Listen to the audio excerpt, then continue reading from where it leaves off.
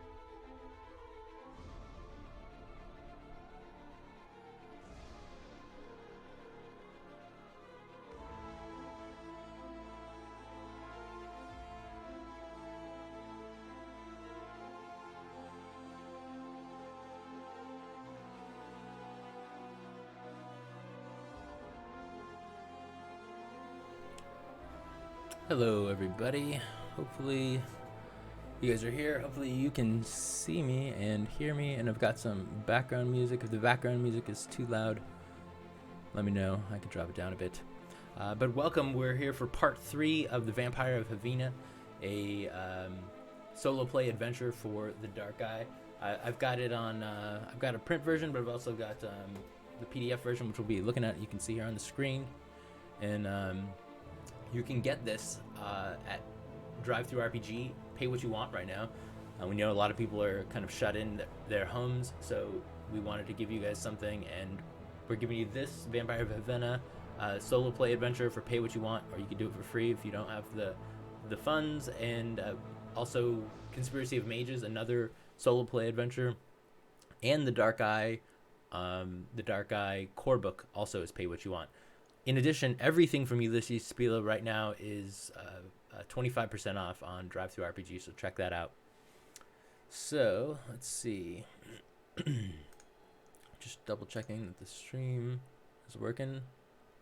Looks to be. Great. So, we're going to go ahead and get started. And last time, basically, we are playing a rogue, and we started the adventure running around, running from someone chasing us in the streets of Havena, and then we eventually got knocked out. We weren't sure by what. We kind of get a flashback as we go into this inn, and we see some people playing dice. We made some money on the dice. Excuse me. We made some money on the dice, and then we met someone who gave us a job. The job was to go steal some papers out of a nobleman's or a trader's office. We went and did that. However, we got caught, and then we escaped. And then we ran into someone, and that someone was the person that had sort of accidentally knocked us out before. So we wake up, we're with him again. So now we're in the current time, and he tells us that it was all a little bit of a scam. That he kind of had us do that just so he could. We were like his interference for something. And so now he wants us, though, to go look at this other warehouse. And so we are now checking out this warehouse that seemed to be really easy to break into. Hello, self-destruct immediately. Hi from Germany. Hi from the United States. I'm in Phoenix, Arizona. So it is nice and warm here, unlike probably Germany right now. So let's see. We're in section 90, so I will just start from here. The open door is almost insulting. A 7-year-old could break into this warehouse. Next to the entrance, you'll find an oil lantern standing on the table, along with flint and tinder, almost as if someone placed it here for you. You make a spark and light the lamp quickly, close the lantern, and adjust the lens to illuminate a narrow area in front of you. This burglary is proving less than interesting. Your first 3 attempts at burglary failed horribly. You know, but despite that, or perhaps because of it, you feel cheated. Even if you find the papers here, this stroll will hardly qualify as a successful burglary. You raise the lamp and reconsider. Things might be a bit more complicated. Surrounding you are hundreds of boxes, some of them piled up in absurdly high towers. It cannot be easy to find documents when you have only a rough idea of what they contain. You sigh as you start to grab the first box and start to open it. But you do not get very far. A horrible high-pitched voice makes you jump. Don't you dare, you clumsy goblin. Get away. This is my home. You put the box back. Who is that? You shine the lantern around quickly. Suddenly you see a tiny man sitting on a pile of boxes and shaking his fists at you. The creature looks like an old man with a too large head in a too large 3-cornered hat. And despite his wrinkly skin and crooked back, he seems to be that of a child of 6. His skin shimmers in disconcerting pastel hues of green and blue, and he wears red and white striped pants and a dark brown oil coat. Do you try to calm him? If so, we're going to turn to 204, or do you become angry? 38. So those of you that are in the chat, welcome again, and let us know what you want to do. Do we want to try to calm him down, or do we want to become angry at him? And while I give you a moment for chat to catch up, the background music you hear is The Warring Kingdoms, which is a soundtrack for the Warring Kingdoms release of The Dark Eye. You can grab that on Drive-Thru RPG right now too. So if you need a little background information, background music for your games, you can hear what it sounds like here. It's pretty good. So if you're there, let's see. Self-destruct says calm him. Anybody else have any comments on that?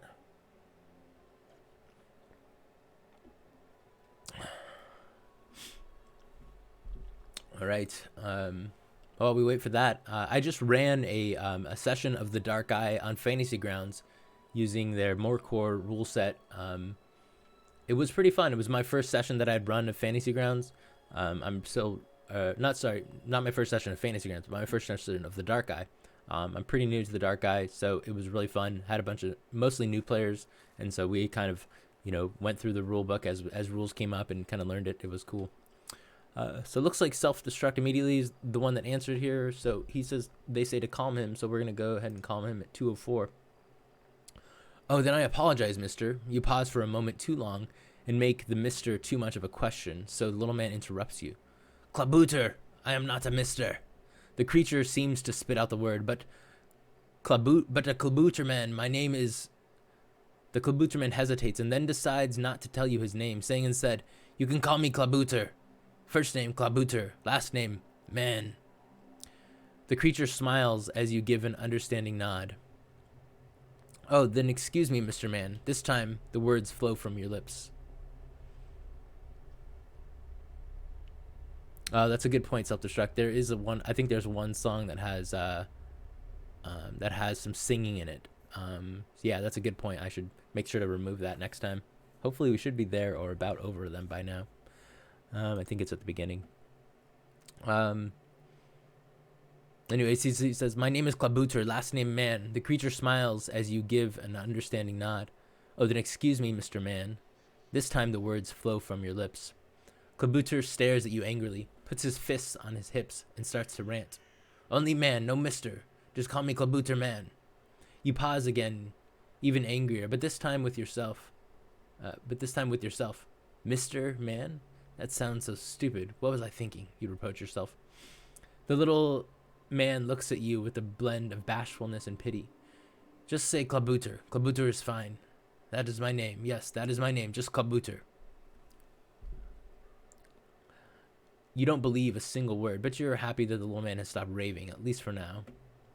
All right, so we're going to 107. Have you never seen a Klabooter man? Klabooter asked joyfully, as if he had never been angry with you. This Klabooter man is just like the ones in those stories told by sailors, erratic like a flood and moody like the ocean. No, you admit, but I would have never expected to meet a Klabooter man in a warehouse. I thought Klabooter man lived on ships.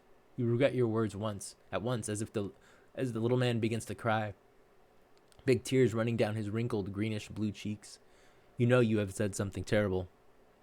Ships, Klabooter howls in a voice that sounds as if you were pulling nails from his toes. Then he blinks the tears away, looks around suspiciously, and raises his chin.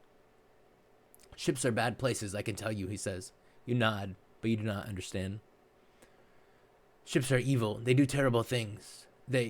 Klabooter explains. You start to back away and knock down a pile of crates as you do so. Klabooter begins, but suddenly he jumps towards you and grabs your cheeks in his small, cold hands, pulling them like bread dough as he whispers into your ear.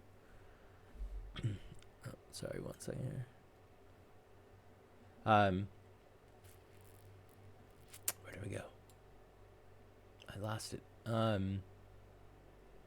As he whispers into your ear, they roll, you ask, surprised. Klabooter throws himself on the ground and holds his stomach. Yes, they roll, he continues with an agonized voice. Roll from larboard to starboard and back again, and they tilt up and down and up and down. Every time I think about it, I feel sick. He starts making choking sounds as if throwing up. You get seasick? You ask, as surprised as you are amused. Klabooter notices your tone. He jumps up angrily. Don't you get seasick? He asks belligerently. Have you never been on a ship before? Do you even know what you are talking about when you mock me? You raise your hand in defense. The little fellow is mad, no doubt about it. You'd love to get out of here, but the thought of your reward holds you back. You're looking for something, and maybe Klabooter can help you. Which story do you think will best convince the Klabooter man to help you find the documents? Do you tell him about freight documents that have the owner of the warehouse stole from a merchant? 17. Or do you go with the more dramatic option and say that the papers are evidence that can be used to catch evil criminals? Do we just kind of tell him we're looking to steal something, basically, or that we're looking to catch criminals? He seems like a decently nice fellow. I'm thinking we should tell him that we're looking to catch evil criminals. But I don't know anything about Kabuterman in the Dark Eye in Aventuria, so if you know something about them that might help us in this decision, let me know.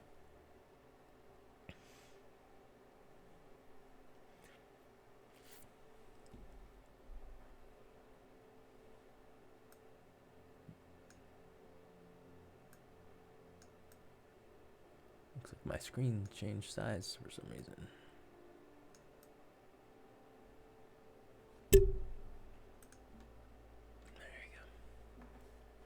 So what do you think? Should we tell him that we're looking for freight documents that the owner of the warehouse stole from a merchant? Or do we tell him that we're looking to catch evil criminals? Again, I'm thinking evil criminals.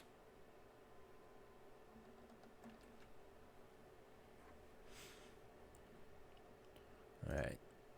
Let's go that. Evil criminals. Here we go. 189. Once Klabauter calms down, you tell him a story about a ring of drug traffickers and human traders that pursues its dark machinations right here in the storehouse. When you tell a dramatic story, you like to do it right. You conclude your tale with a dramatic search for hidden evidence. Klabauter scratches his chin while listening to you. When you finish, he grins at you and begins to laugh. Minutes later, when he can speak again without making squeaking noises, he wipes the tears from his eyes and asks, "Who told you this nonsense, bonehead?" Even though that last word stings, you don't say anything. Instead, you look at him quizzically. Now that you think about it, the term bonehead might be appropriate after all. Evil conspirators are meeting here between these crates, Klabauter says as he gestures grandiosely, and you say that they are hiding evidence against themselves here? He shakes his head. I've lived here for 20 years, ever since my friend Lyrix first showed me this place. The Tagrammer family does not own this house. Lyrix said that it used to belong to a trader named Ratsberger, or something like that. The only humans that ever found their way here were some guards who were investigating a report of dark machinations. There was never any truth behind it, though. He huffs in contempt. You expect him to rail out against the city guards who rummaged through his belongings, but instead he just gazes slowly around. And then there was the man who wrote something over the door, he adds, almost as an afterthought. Your ears prick up at the mention of writing. 158. You ask Klabauter to describe the man and receive a good description of Rogobald of Garlischgrotz, the man who hired you to break into the Tagkrammer's Krontor and find some freight documents. He wrote something above the door, you ask curiously? Yes, he did, Klabauter says, but I have not read it. It is above the northern door on the outside wall. Rogobald wrote Tagkrammer's name on the warehouse? Why would he do that? You sit down on a crate, accidentally crushing an empty box as you do so, and gather your thoughts. Someone, you're beginning to doubt that he is who he claims he is, contacted you and hired you for a burglary. Unfortunately, the Krontor was full, so many people that your break-in, was full of so many people that your break-in was bound to fail, especially as you are hardly an expert in the field. Your chances of stealing the papers were bad from the beginning, if the papers ever existed. Why were you really hired to break into Tagkrammer's Krontor? You're quite sure that you don't know the real reason. When you met Rogobald for the second time, you literally ran into him, and he seemed surprised to see you. Then he sent you here to search this ruined warehouse that he himself marked with the name Tagkrammer. Your search might have taken you the whole night if you hadn't met Klabauter by chance. Rogobald probably does not know that he exists. You're sure that the burglary is part of a bigger plan. Maybe it was supposed to fail. You're also sure that Rogobald wanted to keep you busy all night, probably because he was planning something that he did not want you to disturb. A quiet whistle startles you, and you look up. Klabauter climbs back inside through a hole in the roof, and then makes his way down to you with great leaps from one pile of crates to the next. I have told you, he says, that sometimes city guards come here because they suspect that somebody might be up to something. You nod. You think that you now know what Klabauter man is trying to tell you. Well, tonight seems to be such an evening, you agree. Welcome, fans of the truth. So we, if you were here at the end of last time, there was this strange little man. His name is apparently Klabauter Man, or he is a Klabauter Man. I'm not sure what that is. It's kind of like almost like a goblin, but not exactly. Excuse me. We talked to him, and it seems like, our story that we've been given is basically false, and we're now putting two and two together that Rogobald wrote Tag Kramer's name on this warehouse, and it kind of seems like Rogobald just sent us here to spend a lot of time here and to stay out of his way. So he seems to be feeding us a line. But now it seems that maybe the guards are coming. We'll see. So 45, hiding around the dark corner of a nearby house, you peer back at the warehouse.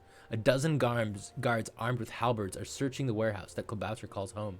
The little man is standing on your shoulders and casting venomous glances at the guards. He murmurs curses quietly in your ears, but you ignore him.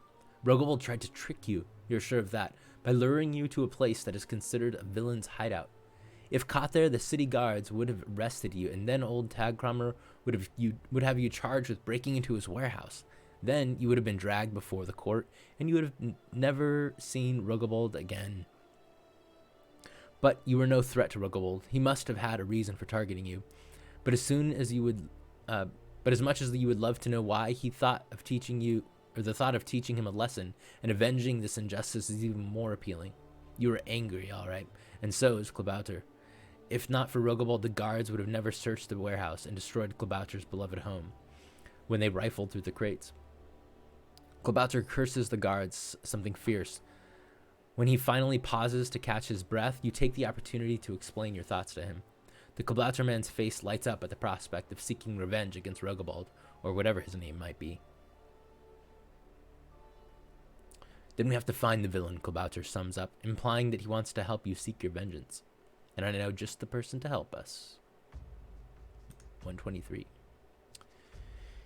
Even though you've never set foot in the school of Hasind, you always knew that Aventuria was much larger than the harbor district of Havena, the place where you were born. Yes, your chosen trade is illegal, but it has its advantages too. You can stay in bed whenever you want to, but this also means that you never know where your next kreutzer is coming from. It's somewhat thrilling to steal from the rich and keep the spoils for yourself, but, well, to be honest, you do not really need the thrills. You're surprised to have been cheated out of your promised reward. You're not usually resentful. If there are winners, there must also be losers, and Fex would just advise you to be on the winning side. But your simple way of life has changed forever. Your anger is no doubt driven by lesser motives, but you are probably doing society a favor, just like a true hero. You like to imagine what it must be like to be a hero, never thinking of yourself, but only the importance of the task at hand. True, there would probably be some advantages, but it's exciting to imagine a life beyond stealing from harbor rabble and running occasional errands for somebody who thinks he's better than you. To be honest, you have no real idea what heroes do, but you're assured that they do not simply wander through the streets and visit taverns. A hero goes abroad. You know that much from the many tales you heard from sailors, but you never imagined yourself setting off on an adventure. Before that fateful meeting in the hero's refuge, you believed your world would always stay at the borders of the harbor district. The harbor district seems to get smaller every day. The crafters who live to the north have little sympathy for scallywags like you and would beat you as soon as look at you. You do not want to mess with the nobles who all live on the eastern side of the city. The city guard gives them special protection. The great river marks the southern border of your world. Thanks to the misstep while balancing on a quay wall one day, you learned that you were a pretty good swimmer. Nobody taught you how to swim, but water was never your element. And you were never excited about your childhood friend's idea of signing on to work a ship and see foreign lands. You also never wanted to make a trip into the swamp west of Havena to see the old city, which has been flooded for centuries. But now you are sitting on a raft made from 3 tree trunks tied together and drifting on a branch of the great river deeper and deeper into the flooded undercity. the spooky old part of Havena. You feel like a lone fighter, a brave hero leaving for some distant countries. Well, you are not that alone. Klabauter is clutching your right calf and whining, cursing both his fate and his upset stomach. And then there is the mysterious raftsman, an old hunched man who pulls the raft forward with his blindfolded eyes. Klabauter says the raftsman is indeed blind, but able to talk to the animals and listen to the swamp, so he can find his way to the Undercity without much help.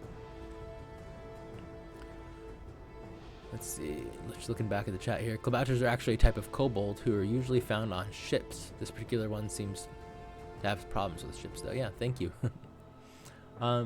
This fact alone makes you queasy. Maybe you're not as brave as you had thought, but Klabauter is very sure of the raftsman's skills, at least when the raft isn't shaking alarmingly. Occasionally, as you drift slowly through the ruins of the Undercity, the raft grinds against an old wall or a rotten roof hidden inches below the surface. Bats flutter through the dense fog. Scant moonlight filters through the fog. Bubbles gurgle up through the swampy water in many places. Moss and stunted bushes cover the small islands and the rough walls that still stand above the water.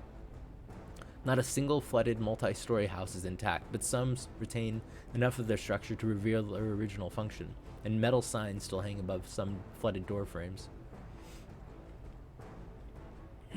Can you see the tower to your right? The raftsman asks, pointing. You follow his outstretched finger with your gaze, and see something that might count as a tower. Avoid that place, he says. A powerful sorceress rules there.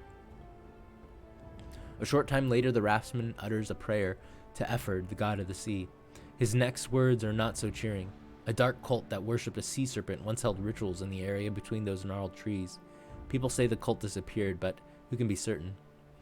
You don't care who can be certain. You just know that coming here was a bad idea. Do you hear that? Klabauter asks with a shiver in his voice. Smugglers, the raftsman answers with a sneer. They take no interest in people like us, most of the time, if we stay quiet. Klabauter claps his hand over his own mouth. And now we're going to 200.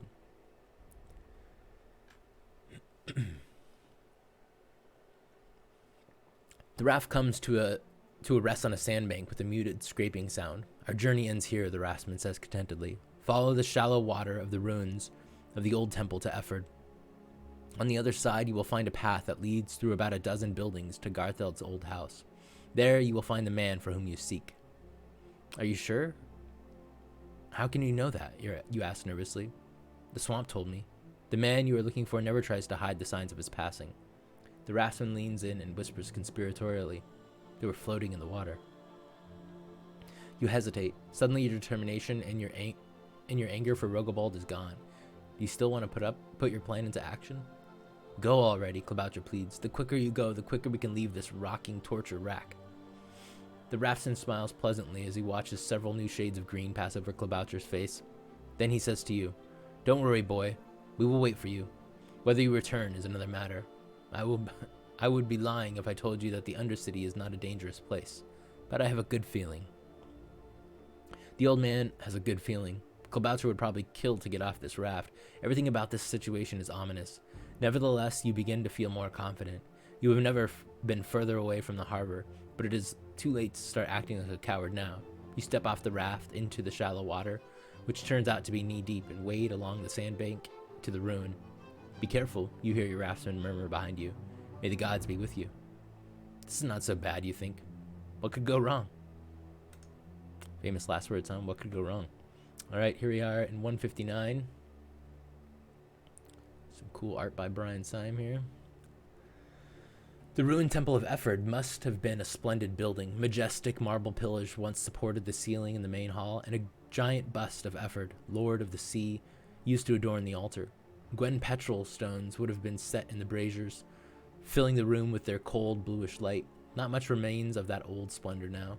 The roof has collapsed, a third of the statue is sunk into the muddy ground, and the pillars stand at such odd angles that you would doubt their stability. A cold gust of wind rushes through the ruins, making you shiver. Did a shadow just move? Startled, you draw your weapon and begin to move further into the ruin. If there is really a vampire in Havena, who says that he cannot attack you from ambush? Do you proceed down the middle of the ruined hall, or stay in the shadows close to the wall? What do you think, chat? Should we go down the middle of the ruin hall or stay close to the wall?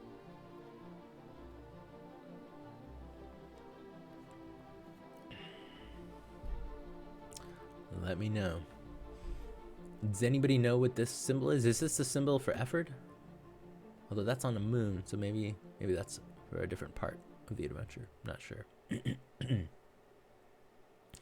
So, you know, we're kind of a rogue. We should probably stay close to the shadows, but we are looking for someone, which might be helpful if we just walk outright.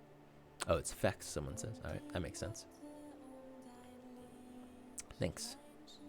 Like I said, I'm still learning all the lore. One of the things I'm really enjoying about the Dark Eye is just the depth of the lore.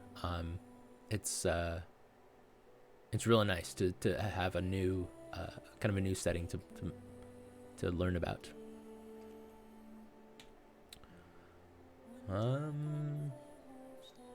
The singing. I'm not sure where you're referencing. The Klabouterman? Something? I don't know. So I think, I think we should stay in the shadows for a moment until we see someone. What do you think? Give me just a moment. To see if we can cut down on some of the time between the stream and what you guys see or hear. All right, we're gonna stay in the shadows here. Oh, in the background music. Gotcha. Let's see. I can go change to a different song. Oh, that's a Nostrian lullaby. Yeah, let's go there.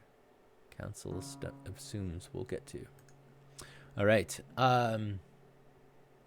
So we're going to go to the wall. 60. With the heightened senses of a frightened child, you take one step after another, picking your way slowly through the field of rubble. Out of the corner of your eye, you see what looks like tentacles growing from the ground and snaking towards you across the floor. But when you turn your face to the danger, nothing is there. Something ahead glows ominously, and the mist opens up above you, letting the light of Mata's sign shine down upon you. You have to blink when you look up, but you think you see a shadow far above you on the wall. It looks like a man wearing a torn, billowing cloak.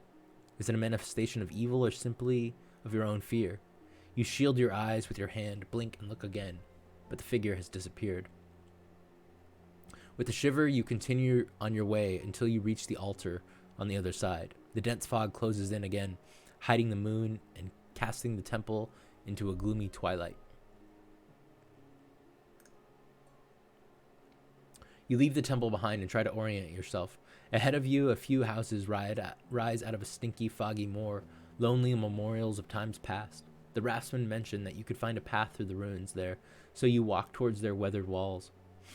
The path is actually a flooded street, but you manage to stay dry by leaping agilely from one upper floor to the next. At one point, you must jump over a narrow alley and then crawl over a shattered bridge by balancing on a plank that groans under your weight.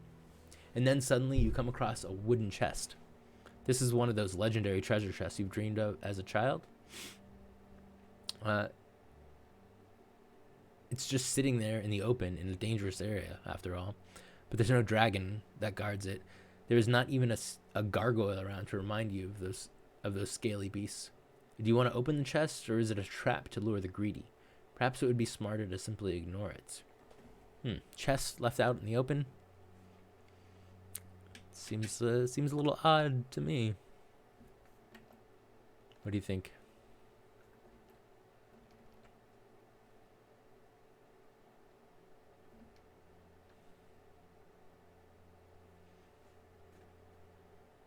Would it be rude not to open it? Probably.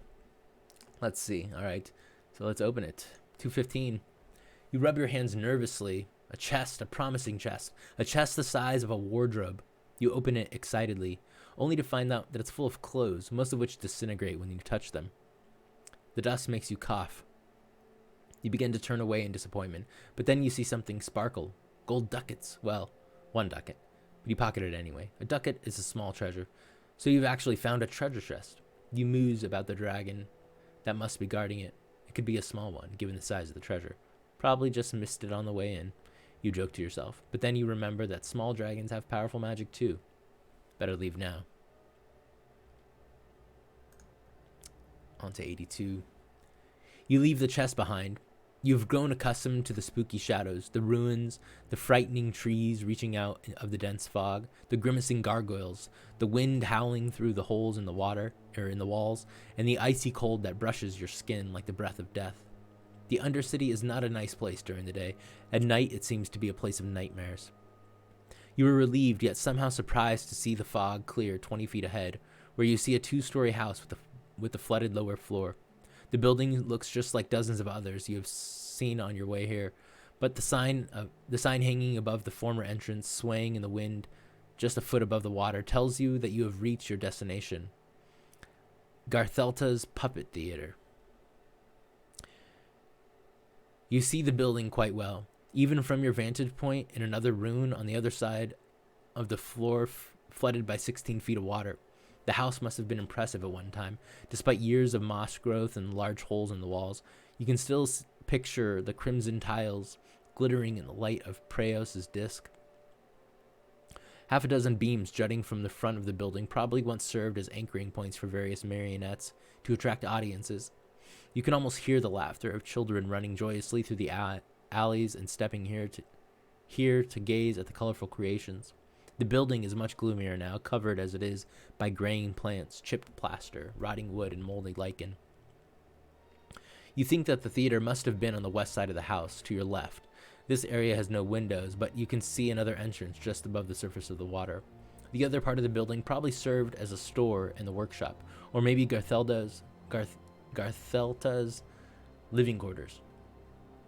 You cannot be sure how the rooms were divided, but you are sure that the building offers many hiding places for evil characters like Ruggelbold, or a burglar like yourself for that matter. Even though your record might be terrible, this time you will succeed. Now you must decide how to enter the building. A fallen tree connects the building that you are using for a hiding place with Garthelta's Puppet Theater. With a bit of skill, you could reach the other building without getting wet, if we want to do 23. Or if you prefer to reach the ground floor by swimming and diving, you must decide to enter through either the former theater entrance, 146, or the entrance to the other half of the building, 209. I mean, it said we could swim, but we didn't really care for it, so I don't know if we want to go diving. And so therefore I think our only option really is to try to get there without getting wet. So let's do that, 23.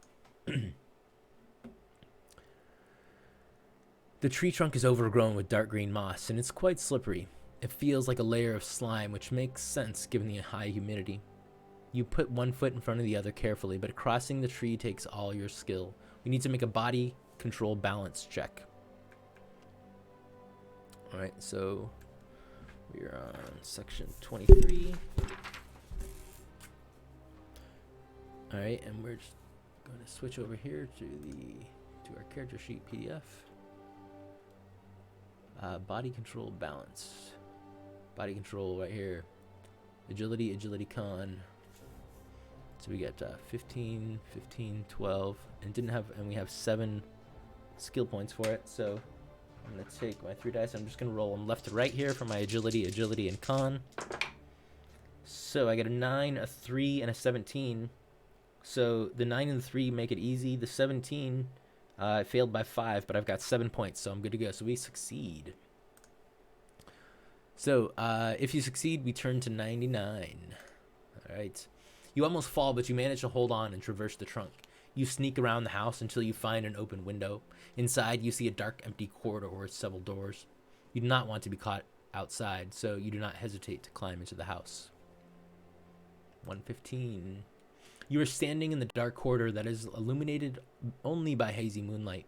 At the east end of the corridor, narrow stairs lead to the ground floor, which is drowned completely beneath the water of the river delta. After all you have suffered to get this far, you're in no mood for a swim. You decided to leave the empty corridor through one of the doors on this level. Do you take the western door, or do you try the door that stands partially open on the north wall? What do you think? Should we go the western door or the north wall? I'm thinking we check out the north wall since it's kind of partially open. If we make a racket and something is in there, it might hear us. So I'm thinking we do 22. What do you think? 150 or 22?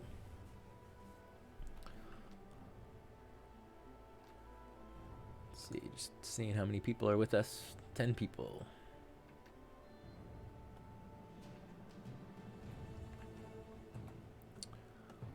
Is this one of the map buildings? Puppet Theater. Oh, it is. Good call. Yeah, so here we are. So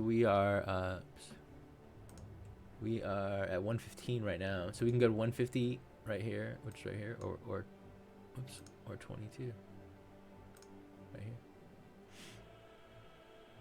Not that we know what's through there, but what do you think? Yeah,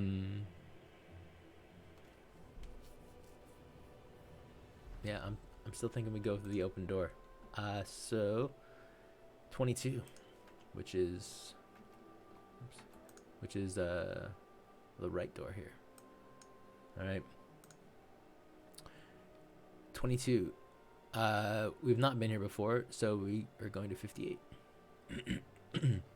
You're starting to like the role of the hero. You imagine yourself as a brave champion, a courageous explorer who walks into danger without fear, investigating frightening places.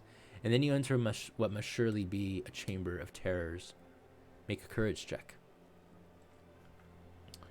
All right, let's go check out our courage. We're going to have to rotate this back again. Check out our courage. Our courage is 10. So here we go. We got a 5, so we succeed on that. If you succeed, turn to 191, which we do so. You almost scream, but you stop yourself just in time, for there is no danger here. Your initial feeling of panic gives way to childish joy that you haven't felt for years, now that you realize where you are. Let's see, number 1.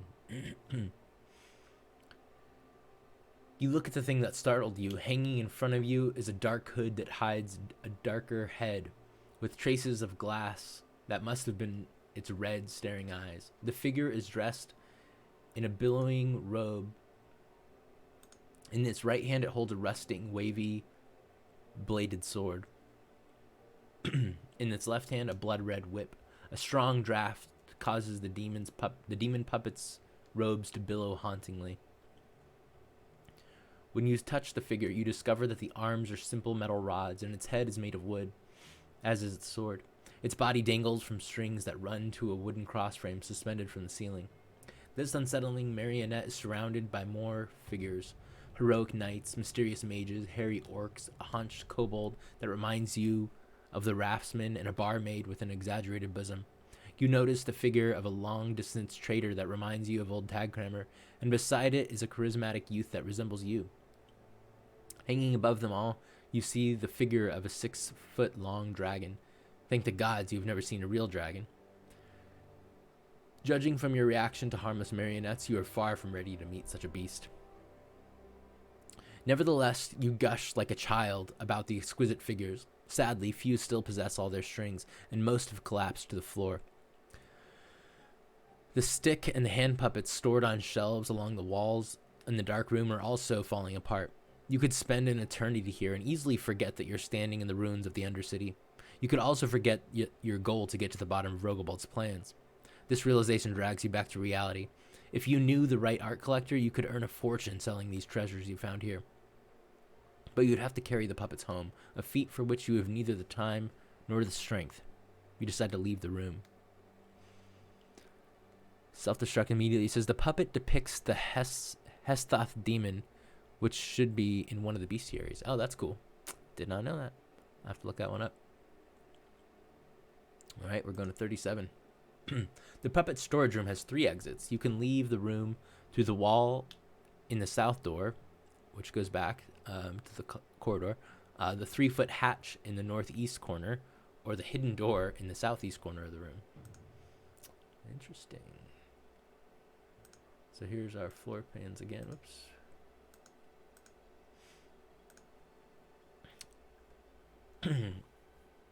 Oh, hidden hatch in the north. Did it say northwest and southeast? 186 or 217. Yeah, so we can go here or here. So there's a hatch. A 3-foot hatch. That sounds a little exciting. Or the hidden door in the south. I mean, if we found a hidden door, we should probably check out the hidden door, right? 217. Let's do that. 217. The door swings open easily with a quiet creak. You squint in the bright illumination of several oil lanterns, blind for just a moment. You do not see anybody in this room, which is otherwise filled with countless marionettes, but somebody must have been here recently. You look around hurriedly. The room is about half as large as the adjacent puppet storage room, through the open door in the northeast corner. Between the damaged or unfinished puppets, there is a shelf of tools, a workbench, and a high stool, 2 wardrobes, and a shelf holding jars, bottles, and wooden and cloth parts for puppets. Suddenly you hear a shrill scream from the opposite room. If you rush to the door to investigate the scream, turn to 164. If you want to take a look around instead, you may examine the workbench, 93, the wardrobes, 110, or the puppets, 67. So it's telling us to turn to 164, I think, which is this room here. So, I mean, I feel like we're kind of becoming a hero, so let's go rush to see what this scream is in 164. You ignore the room's furnishings as you sprint to the door and push it open. Beyond, you see an iron cage with a blonde girl within. Out of the corner of your eye, you see a shadow. A massive body slams you from behind and throws you to the ground. Uh-oh. For as long as you can remember, you never had any thoughts of leaving the dockland or visiting the old flooded part of Havena. And then you had the bright idea to become a hero. Daringly, you went to the Undercity and sneaked into the empty puppet theater. Sure, you managed to enter the building, but in the end, you could not even break into a ruin and get out without being caught. What were you thinking? You're no hero, and pretending to be one was just as wishful thinking, or the most stupid idea of your life. At least you're still alive. Rogobold, or whatever his name might be, has overpowered you, but at least you were not knocked out again. You wonder whether the repeated blows to the head can make you crazy permanently, a theory that might explain your current situation and the naivety in which you stumbled into it. You also wonder if you would have preferred unconsciousness, the special gift to Boron, the god of sleep. But if you hadn't been unconscious, you would not have noticed Rogobold tying your wrist to a chair. You also would have not noticed him dragging the crying little girl from the next room into the puppet workshop. The poor thing is wearing a metal collar. Even slavers don't use metal collars on children. Rogobold throws her roughly on the workbench and ties her down with ropes.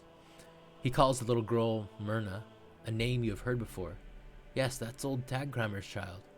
Rogobold pauses and examines his handiwork, stroking Myrna's collar thoughtfully. Then he turns away suddenly and opens a drawer in the workbench, looking for something. Do you ask Rogobold to leave Myrna alone? Or ask him about the meaning of all this? Or stay silent? Wow. This turned kind of dark real fast. So what should we do? Should we yell out kind of like, leave her alone? Or ask him about the meaning of all this? Or stay silent?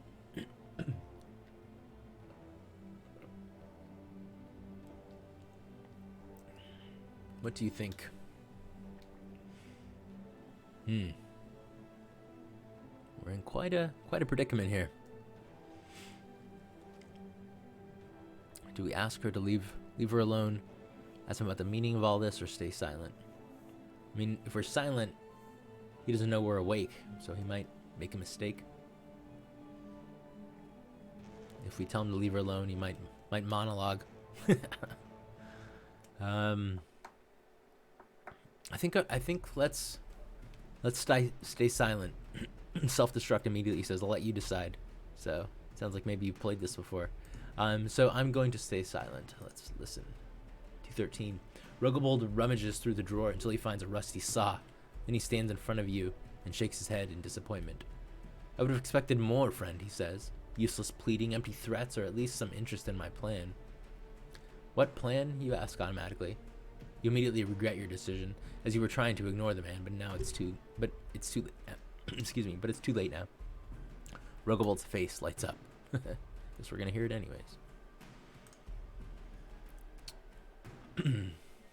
So it looks like the Hesthot demon is in the core rules. Cool, I'll check it out.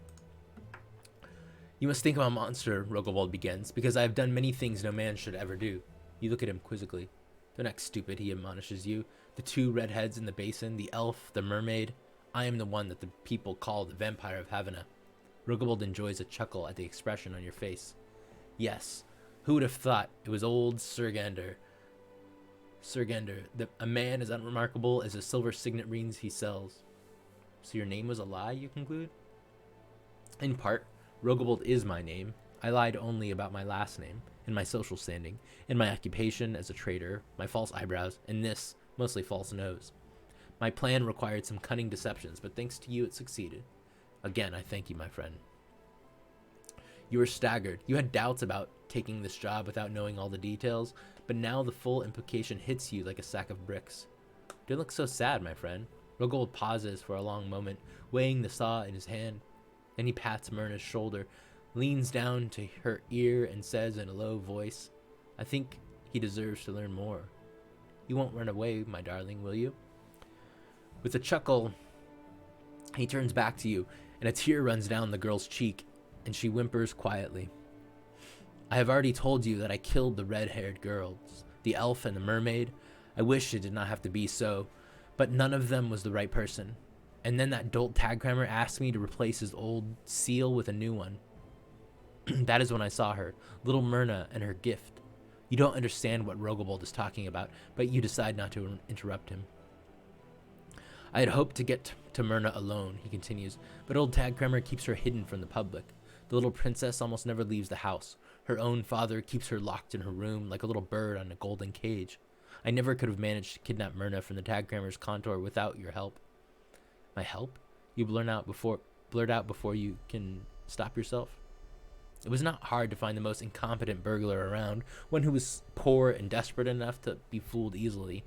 I'm not a rich trader, and old tagcrammer has never stolen any papers from me. It was all a ruse to convince you to break into the contour. I waited on the other side of the street for the inevitable outcome. Your amateurish attempt went as expected, friend. The burglary was supposed to fail? Yes, and it did. I knew that the break-in would unnerve old tagcrammer. It did not take much to force him out of the contour with his beloved Myrna. It was I who fired the crossbow bolt through the stone with the burning rag through the window and faked an attack on the contour. Nervous tagcrammer had no choice but to flee the contour with his daughter, and once he did so, capturing her was a simple matter. Why didn't you simply disappear then? Why did you have me search the warehouse, you ask? Rogobold furrows his brow, takes a deep breath, and gives you a paternal smile. Up to that point, he explains, my plan had gone well, but I never expected you to get out of the chaos, friend. You should have been captured and handed over to the city guard, but you fled and ran into me, quite literally. I had hoped that you would stay unconscious for a while. I barely managed to hide Myrna in a nearby crate before you woke up and started telling you about your various failures. The best course of action was then to have the city guard catch you red-handed in the alleged tagcrammer warehouse when they arrived to investigate my tip about a smuggling ring. I do not know how you managed to escape and find your way here, Rogobold interrupts, his thought with a hoarse laugh, but now at least you can see the brilliance of my plan. You decide that you want to know more. Why did you kill those people? Why weren't the other victims good enough? Myrna has a gift? What do you want to ask? Why did he kill those people? Why weren't the other victims good enough? And we can ask what Myrna's gift is.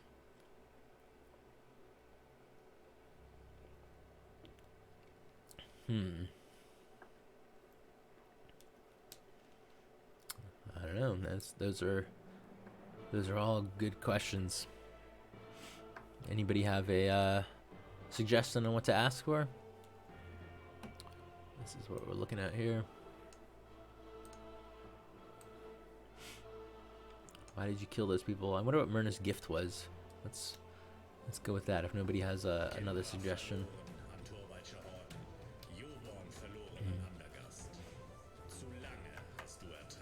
We got about 10 minutes left. Looks like this is going to go into a part 4 unless we end up doing something quickly for him. Alright, let's look. Myrna has a gift. Isn't it obvious, my friend? Rogobold asks in an amused voice. You shake your head. Myrna carries magic, he continues, just like the other four, but with Myrna the magic is still new and unused. Why do you think she wears the collar? Her own father placed it there. He prevents her from ever showing herself outside. People in Havana don't like magic, you see. The public ban on magic. The superstitious sailors, the blessed one of Prios, all of them hate magic. But I understand that magic leads to true power. Power that will soon be mine. Rugelbald's mad laughter makes you shiver. 104. Rugobald looks at you with contempt and holds the saw up next to your face. I would like to keep talking with you, my friend, he says, but Myrna is waiting for me. The ritual can begin as soon as I finish removing her collar. Ritual? You mutter hoarsely. Your dry throat prohibits any more sound. Oh, ritual might be a bit pompous, Rugobald admits airily. He pulls some small objects from his pocket, 2 taps of the kind you might use to collect sap from a tree. I simply drive this into her pale neck and wait for the warm blood, and all her magic to flow from her body. You stare at the metal taps in horror.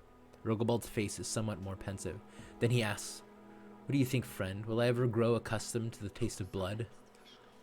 Do you scream, spit in Rugobald's face, or try to kick him?